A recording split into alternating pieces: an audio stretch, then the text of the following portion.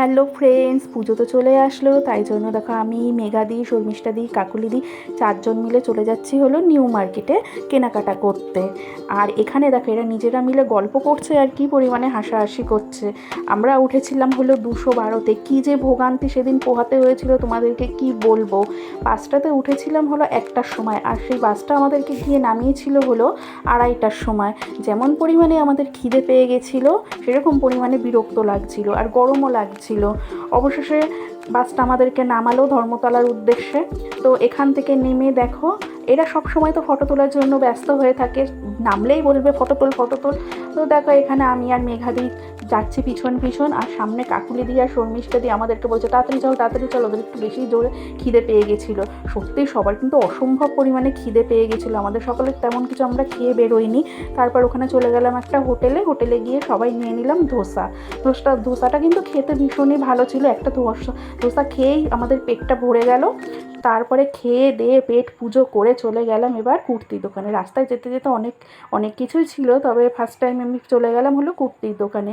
মেয়ে বলেছিল মেয়ের জন্য দুটো পাতলা পাতলা কুর্তি দিতে। ও আগে কুর্তি পরতো না, কিন্তু রিসেন্টও কুর্তি পরা ধরেছে, তাই কুর্তির প্রতি একটু ঝোঁকটা বেড়েছে।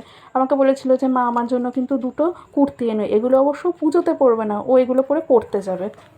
তো আমি এই কারণে ওর জন্য কুর্তি দেখতে চলে গেলাম। তো বাঁচতে মেয়েদের তো একটু বাঁচতে সময় লাগে, তাই না? তো বাঁচতে মেয়ের জন্য একটা কুর্তি পছন্দ হলো। তো সেই কুর্তিটা আমি বের করলাম, বের করে দেখলাম যে না কুর্তিটা বেশ ভালো লাগছে। তো নিউ মার্কেটে কিন্তু ভিড় হয়েছিল, বেশ ভালোই ভিড় হয়েছিল নিউ মার্কেটে, ফাঁকা একদমই ছিল না। আর এত গরম ছিল সে তোমাদেরকে আর কি বলবো। তো দেখো এই কুর্তিটা আমার মেয়ের জন্য পছন্দ হলো, কালারটা কিন্তু খুব সুন্দর ছিল।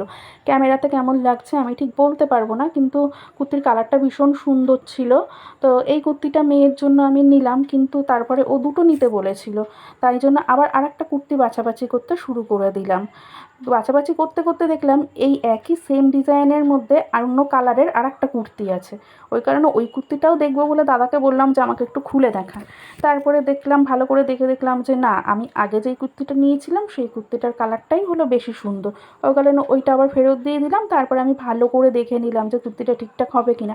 আমার আর আমার মেয়ের সেম সাইজই লাগে, তো ভালো করে দেখে নিলাম, কারণ নাহলে পরে আবার এত দূর আসা সম্ভব নয় একটা কুর্তি চেঞ্জ করার জন্য। তো দেখার পরে এখানে দেখো অনেক রকমেরই কুর্তি ছিল, কিন্তু আমার সত্যি কথা বলতে এখানে আমার কুর্তিগুলো খুব একটা ভালো লাগছিল না। তো আমি সেই কারণে এখান থেকে আমার নিজের জন্য কোনো কুর্তিই নিইনি, আর এখান থেকে আমি সেদিন সেরকম কোনো কেনাকাটাই আর করিনি। তারপরে এখান থেকে চলে গেলাম হলো একটা মলের ভিতরে হচ্ছে ক্যামেরা করা একদমই বারণ ছিল, তাও লুকিয়ে লুকিয়ে মেঘাদি আমাকে করে দিচ্ছিল। এখানে দেখো ছেলেদের কালেকশনগুলো দেখলাম। তো ছেলেদের কালেকশনগুলো দেখার পরে চলে গেলাম হলো উপরে ছিল হলো মেয়েদের কালেকশন। আর সত্যি কথা বলতে এই মলটাতে ঢুকে যে কী শান্তি পেলাম। হ্যাঁ, এসিতে ঢুকে এতক্ষণ গরমে পুরো সেদ্ধ হয়ে যাচ্ছিলাম। তো যাই হোক, মেয়েদের কাউন্টারে ঢুকে পড়লাম, মেয়েদের কাউন্টারে ঢুকে চলে গেলাম জিন্সের ওখানে।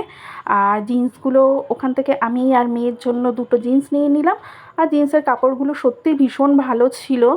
ওখান থেকে কাকলি দিয়েও কিছু কেনাকাটা করে নিল, আমিও আর একটা কুর্তি নিয়ে নিয়েছিলাম। তো আমাদেরকে পরে দেখাবো কী কী কেনাকাটা করলাম। তারপরে এখানে দেখো মেঘাদি চলে আসলো জুতোর এখানে। মেঘাদি এখান থেকে একটা জুতো নিয়ে নিল, জুতোটা বেশ ভালো হয়েছিল।